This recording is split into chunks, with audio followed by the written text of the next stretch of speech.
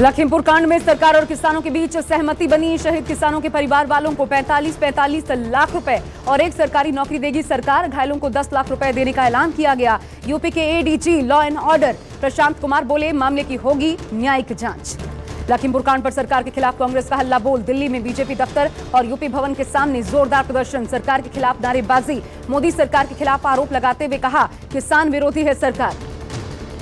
लखीमपुर हिंसा को लेकर यूपी में बवाल हो गया। लखनऊ में प्रदर्शनकारियों ने पुलिस की गाड़ी फूंक डाली। प्रियंका गांधी, अखिलेश यादव, शिवपाल समेत कई बड़े नेता पुलिस हिरासत में लिए गए। हिरासत के दौरान प्रियंका गांधी गेस्ट हाउस में झाड़ू लगाती नजर आई। हिरासत के बाद प्रियंका गांधी को सीतापुर के गेस्ट हाउस में रखा गया। इस दौरान प्रियंका गांधी ने मायावती, अखिलेश यादव पर तंज करते हुए कहा, कांग्रेस हमेशा जमीन पर दिखी है, एसपी बीएसपी कहां है। लखीमपुर कांड पर अखिलेश यादव ने सरकार पर हमला बोला। कहा, सरकार किसी की भी जान ले सकती है। यह सरकार किसानों पर अंग्रेजों से भी ज्यादा जुल्म ढा रही है। अखिलेश ने भी केंद्रीय मंत्री अजय मिश्रा के इस्तीफे की मांग की। प्रियंका गांधी को हिरासत में लेने पर राहुल गांधी ने ट्वीट किया। कहा, प्रियंका, वो तुम्हारी हिम्मत से डर गए। मैं जानता हूं तुम पीछे नहीं हटोगी। न्याय की इस अहिंसक लड़ाई में हम देश के अन्नदाता को जिताकर रहेंगे। केंद्रीय मंत्री अजय मिश्रा ने लखीमपुर हिंसा की निष्पक्ष जांच की मांग उठाई। कहा, मौके पर मेरा बेटा नहीं था।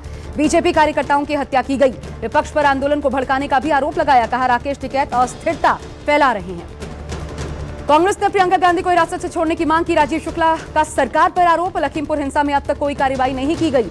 राजीव शुक्ला बोले, केंद्रीय मंत्री अजय मिश्रा को बर्खास्त करे सरकार।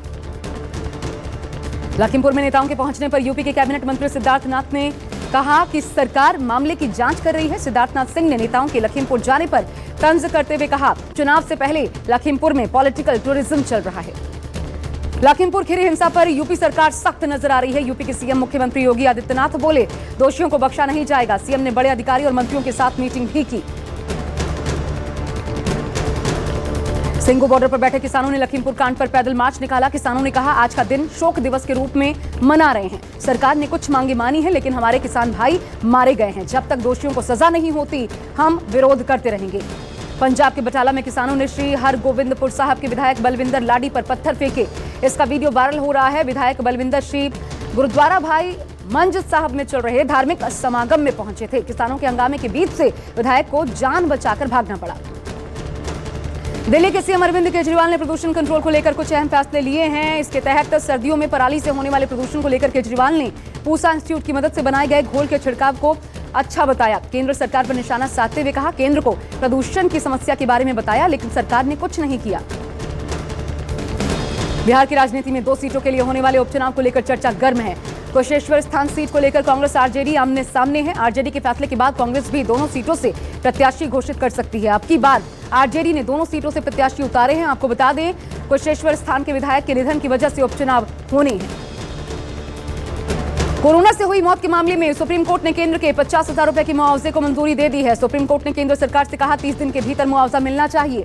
राज्य के आपदा प्रबंधन कोष से मुआवजा दिया जाएगा। मुंबई समेत पूरे महाराष्ट्र में रेजिडेंट डॉक्टर्स की हड़ताल का आज चौथा दिन था। 18 मेडिकल कॉलेज के 5,000 से ज्यादा रेजिडेंट डॉक्टर्स मास लीव पर हैं। अनिश्चितकालीन हड़ताल के चलते मरीज इलाज के लिए भटक रहे हैं। देश में आज कोरोना संक्रमण पिछले 24 घंटे में 20,799 कोरोना मरीज मिले। स्वास्थ्य मंत्रालय के आंकड़ों के मुताबिक 180 लोगों की मौत हुई। पिछले 24 घंटे में 23,46,000 से ज्यादा लोगों को वैक्सीन दी गई। देश में अब तक 90 करोड़ 79 लाख से ज्यादा वैक्सीनेशन हो चुका है। मुंबई के कालबा देवी इलाके में 4 मंजिला इमारत ढह गई। मलबे में दबने से बुजुर्ग की मौत की खबर है। हादसे की खौफनाक तस्वीरें सीसीटीवी में कैद हुई हैं।